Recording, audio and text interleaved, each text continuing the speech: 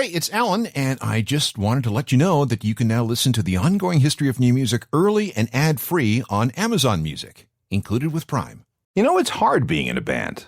All that time close together, day and night, in cramped vans and crappy dressing rooms and awful hotel rooms, record company issues, personal issues, personnel problems, and the general fragile state of the human condition. It's no wonder so many groups break up. After a while, it's just too much trouble to stay together. But there are exceptions. Bands that somehow manage to stay together in the same form forever, no matter what happens. The Radiohead that we know today is really the only Radiohead that's ever been. U2 hasn't had a lineup change since 1978. ZZ Top has been the same since the three guys got together in 1969. And here's one other to add to the list. Billy Talent. Same four guys since 1993. How have they managed that? Well, if you want the truth, you go to the source. This is Billy Talent in their own words, part 3. This is the ongoing history of new music, the podcast edition with Alan Cross.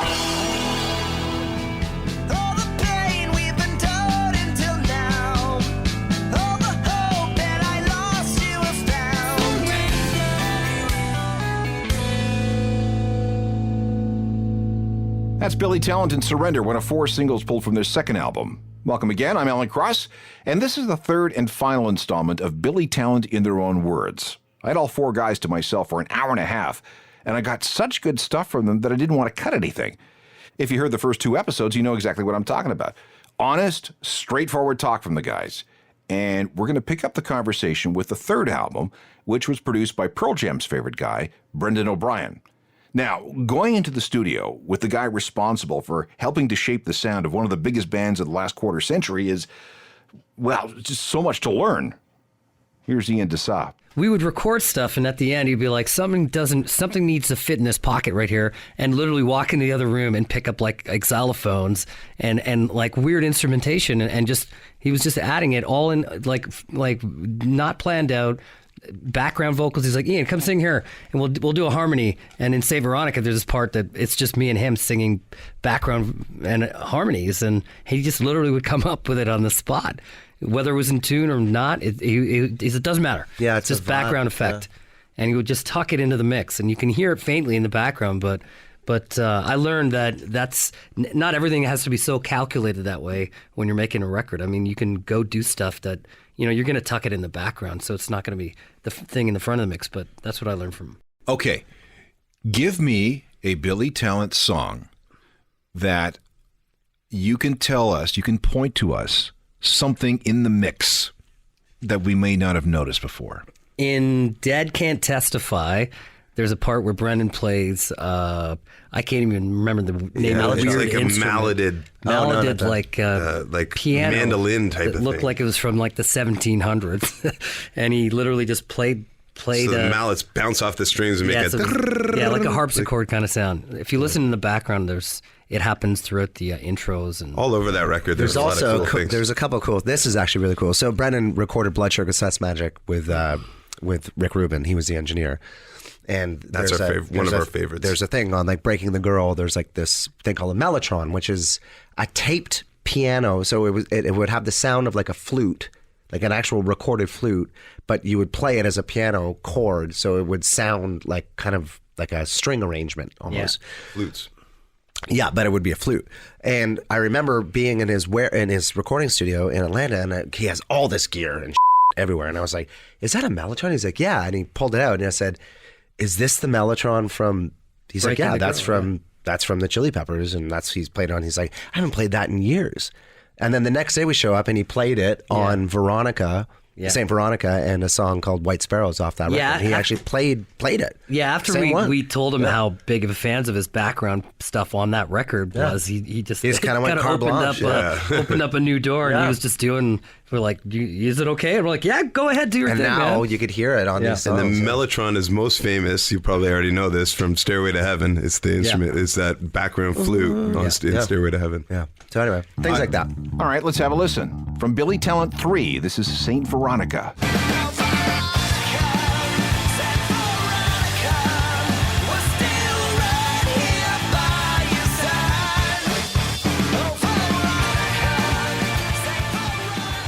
Billy Talent with Saint Veronica, a song that uses some of the same instruments that the Chili Peppers used on Blood Sugar Sex Magic. Now, on to the fourth album, and it had a proper name. You finally come up with the title. Hey! Yes. And this is Dead Silence. Why Dead Silence?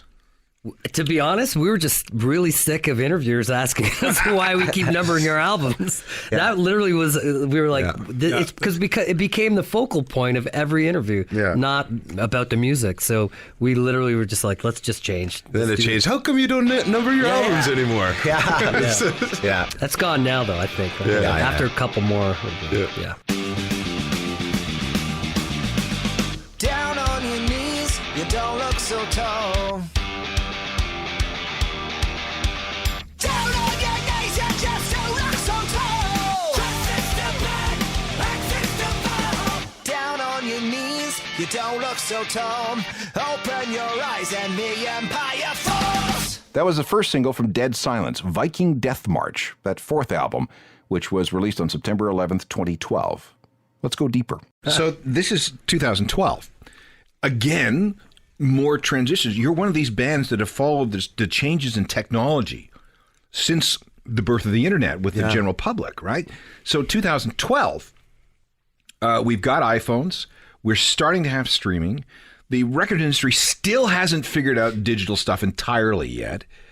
And where does that leave you guys? I mean, at the beginning, it was all about how many units you shipped in the stores. By 2012, it's not about that at all.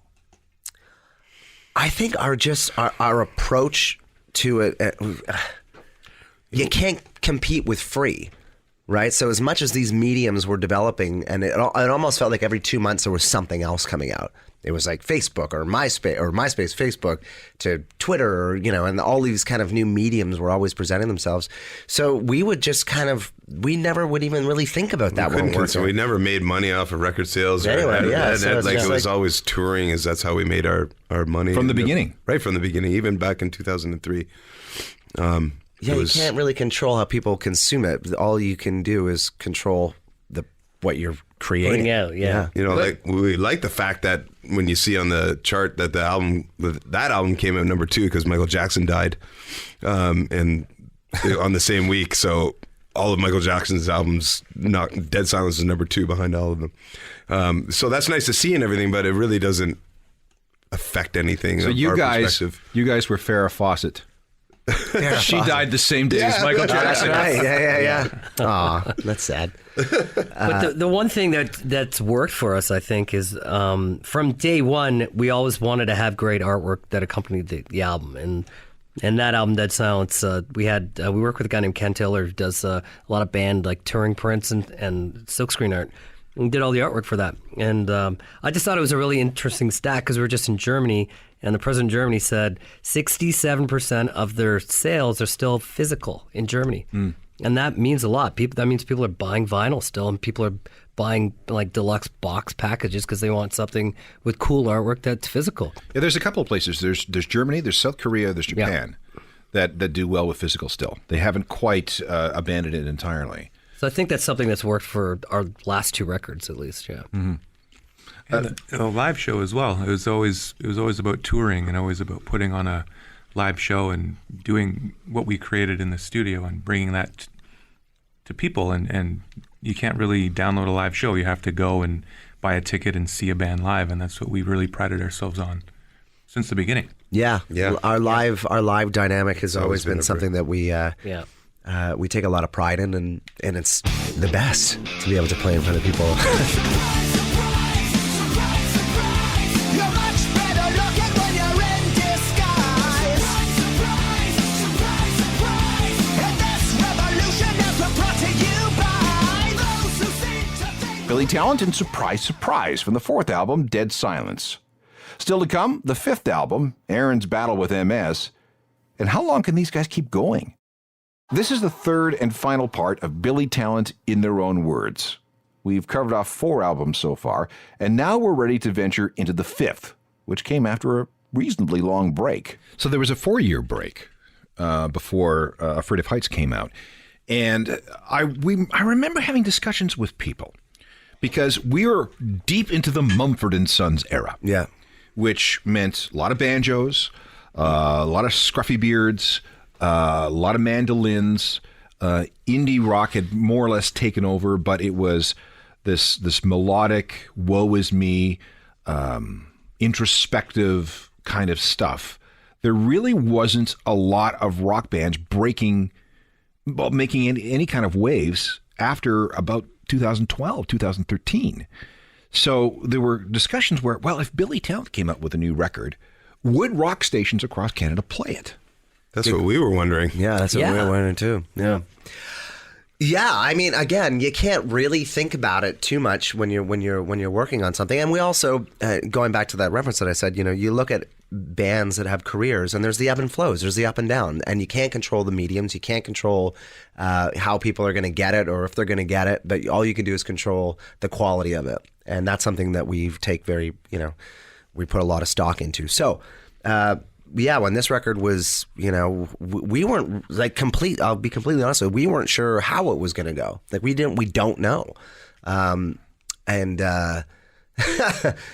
I remember when we found out that, playing the songs for our friends and playing some demos, and people were really getting moved by it, and they were really, it activated something in them, and that was really cool to see. And I don't know if it kind of relates to back in the day when we first came out, where it was this homogenized kind of very pedestrian, middle of the road kind of thing that was happening, and we were not that, so it kind of jumped out a little bit more. And if that is now become again, because everything was very happy white guy music, or sad white guy music, or whatever, But when this record, when you listen to it and you put it in comparison to the stuff that's around it, it really jumps out, So I think it's just kind of always been in our natures to be a thorn.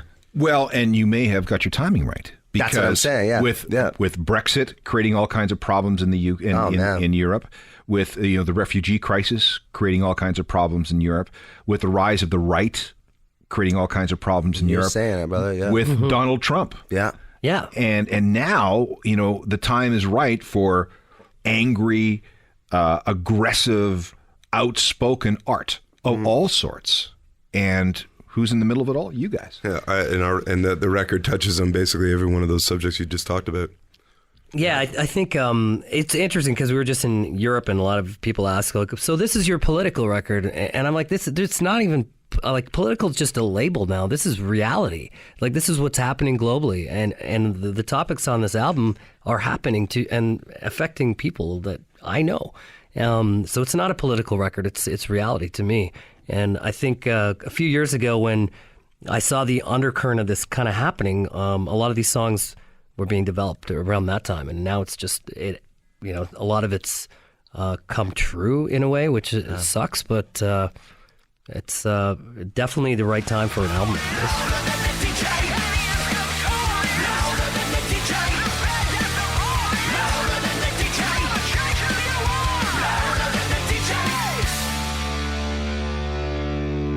Louder Than the DJ, a song I first heard in demo form several months before the Afraid of Heights album was released. And that demo had some programmed drums in it, which was weird. Why wasn't Aaron on the track? Was this just something that Ian did on his own? Well, kind of yes, and there was a very good reason for it. Aaron's multiple sclerosis had flared up. You were first diagnosed with MS when? 1998, when I was 24. What were the symptoms? Buzzing legs from my hips down. I could barely walk to my job at Chrysler. I had optic neuritis in my left eye, so I lost a lot of vision in my eye, and just being confused and trying to figure out what all that meant was really difficult. Now, you managed to keep it under control for a very long time. Mm-hmm. Very long time. With just a series of drugs and changes in prescriptions? Yep, drugs and just being positive and just wanting to do all the things I wanted to do. I just didn't let it get me down, and I was on this needle therapy for about over a decade, and it all seemed to work, and then it just feel myself getting slower as I get older, as we all do, On January 15th, 2016, Aaron posted a message on YouTube. just wanted to let everybody know what is going on in Billy Talent world right now. The album is being recorded as we speak. As you know, I've had MS for over 15 years now, and it hasn't stopped me from recording music and touring music ever. Over the past 6 or 7 months, I've been dealing with a relapse. I'm going to be switching medicine this week and doing everything I can to get healthy.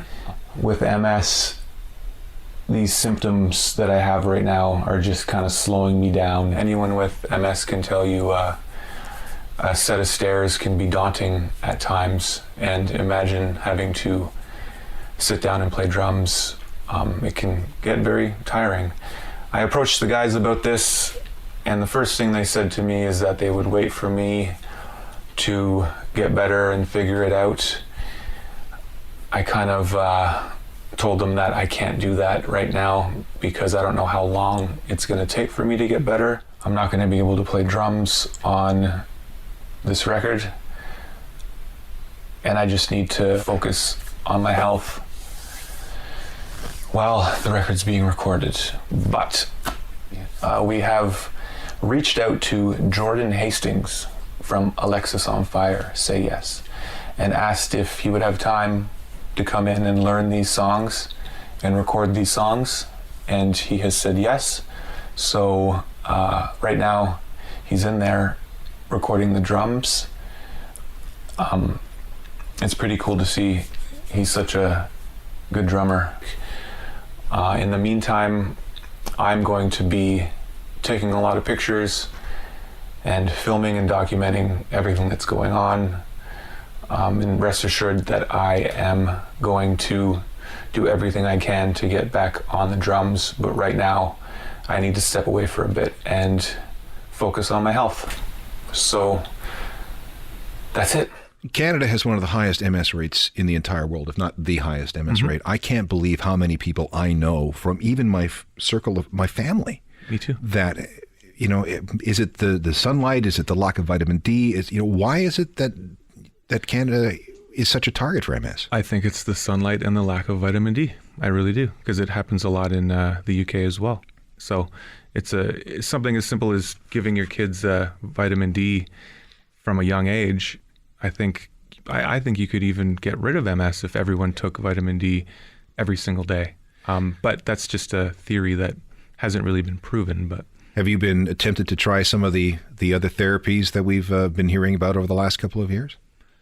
Right now, I've stopped taking all of my drugs. I'm 3 months into no drugs at all. I'm going the eating healthy and exercising route to see how that works, because the drugs that I've been taking, the newer ones, haven't really worked for me, and they kind of made me feel worse. So I'm just going with this routine of staying positive, exercising, eating well, and seeing where that takes me. And if it doesn't work, then I'll reach out to these newer therapies and see what happens. When did you make the decision that you wouldn't be able to participate in the last album? We had written 12 of 13 songs, and we were 1 month away from going into the studio. And I just said, I can't do it. Why couldn't you do it? What was the problem? I couldn't do it. I was walking with a cane at one point. It was just, I couldn't do it. I was pushing myself too hard. I wasn't really listening to my body as much as I should, and it's something that I've held with me since the beginning. Since album 1, since album 2, since album 3. Like, I have MS. Like, this is something that's supposed to slow me down, but I'm not letting it slow me down. And I've always wondered if it would ever slow me down, and it slowed me down. So I think I'm being as positive as I can about it, and listening to my body and taking that knowledge and trying to come back even stronger. That's my goal now. Well, I'll tell you, these guys have been on your side from the looks of it. Yeah, definitely. I'm blessed. Yeah, no kidding. Yeah. Well, we wish you all, of course, the very best in that. When do you think you'll be back? I don't know. I'm going to try for some time in 2017. I went to Poland and played one song last week, which was pretty good. First time in a year. Aaron got on the drums and played Surrender with us. It was awesome. Okay. It was amazing. Yeah. Needless to say, everybody wishes Aaron well so we can get back to playing with the band like this. This song's going out to that my ex.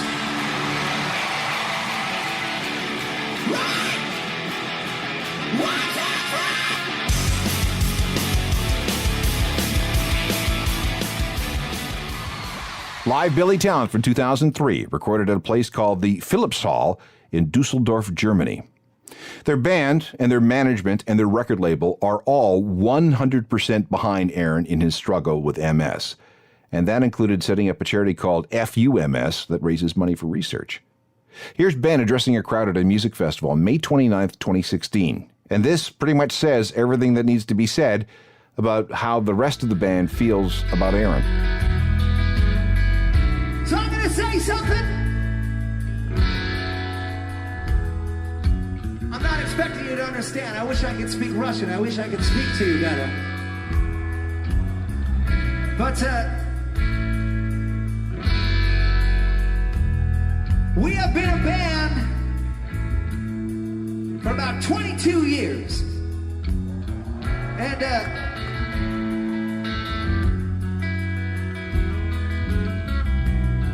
unfortunately,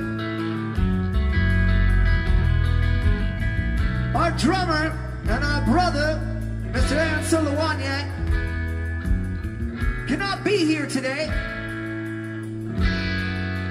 because he has a disease that's not letting him be here today, and he can't play. But all he wants to do is come here and play for you people. That's all he wants to do. And I just need you to know that he is working his off to come back and play for you people. But in the meantime, we've been very blessed and very fortunate to have Jordan Hastings from Alexis on Fire fill in.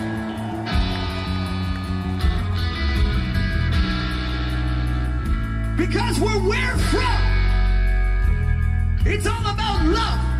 It's all about taking care of each other.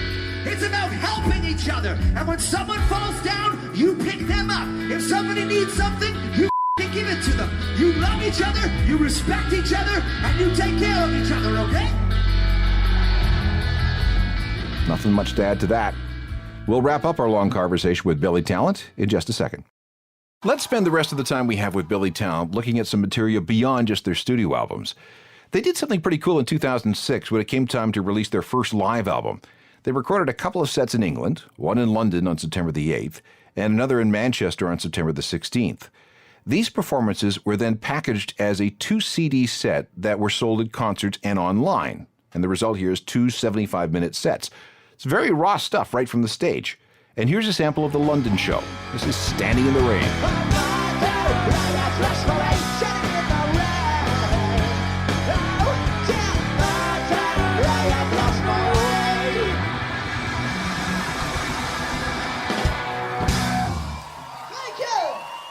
Billy Talent live at the Hammersmith Palais in London, September 8th, 2006. There have been other live albums, including 666, which is also a DVD featuring material from the Rock am Ring Festival, which is a giant event at the Nürburgring in Germany. 50,000 people plus.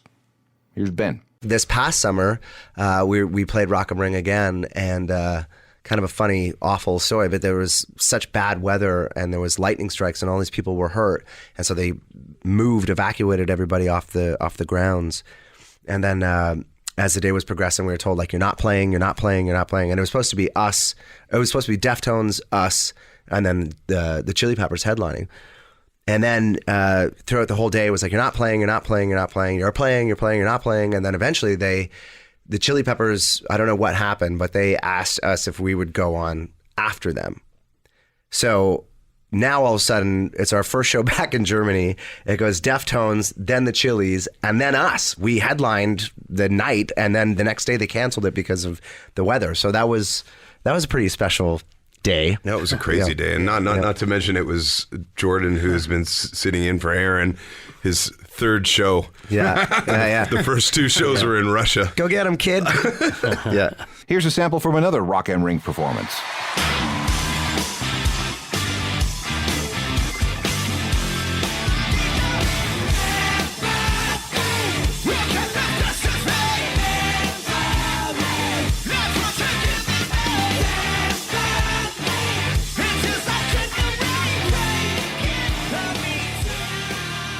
Billy Talent, live at the Rock am Ring Festival in Germany, a country where they do really, really well.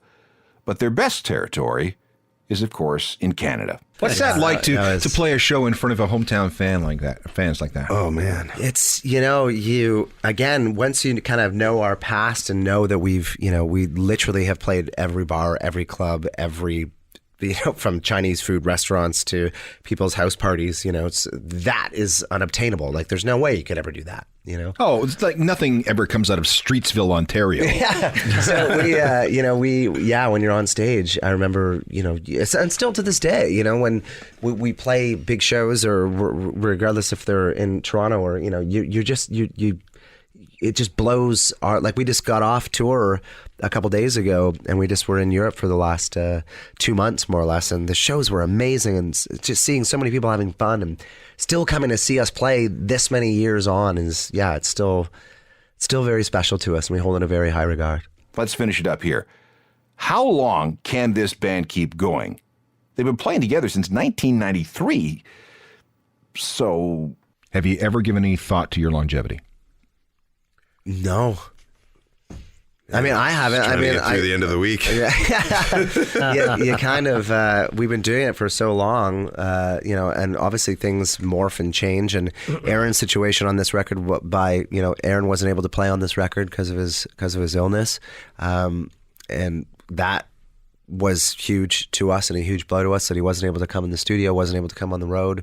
And we have Jordan from Alexa on Fire filling in, which is great, and he's amazing and he's doing a wonderful job. But that definitely has changed, the way the band works, and we're all rooting for him to come back. So that's like taking 25% out of something of like the four of us, and we all were in this together, and so that's been a big challenge for us. But longevity, I mean, I just can't. I don't know myself without this band, Well, that's the problem when you start a job when you're 17. Yeah. And this is all you've ever really known. Yeah, right? yeah, exactly. thanks to everybody in Billy Talent, Ben, John, Ian, and Aaron. Thank you for making yourself available for these 3 programs. It took some very serious organization and commitment to make this happen, and it would not have been possible without big efforts from their record label, Warner Music Canada. So thanks. It was very much appreciated. If you're looking for more from me, go to my website, which is a journalofmusicalthings.com. It's updated all the time, every single day. Got to keep things fresh, There is a daily newsletter, which is free. If you haven't signed up for that, you should. It's just straight info. No one will try and sell you anything. My email is alan@alancross.ca, and we can also cross paths on Facebook, Twitter, Instagram, and Google+. Technical productions by Rob Johnston. And I gotta tell you, he also did a lot of the hard work herding Billy Talent into the studio. And thanks to Bree for helping out with the recording session. Talk to you next time. I'm Alan Cross. You've been listening to the Ongoing History of New Music podcast with Alan Cross. Subscribe to the podcast through iTunes, Google Play, Stitcher, Spotify, and everywhere you find your favorite podcasts.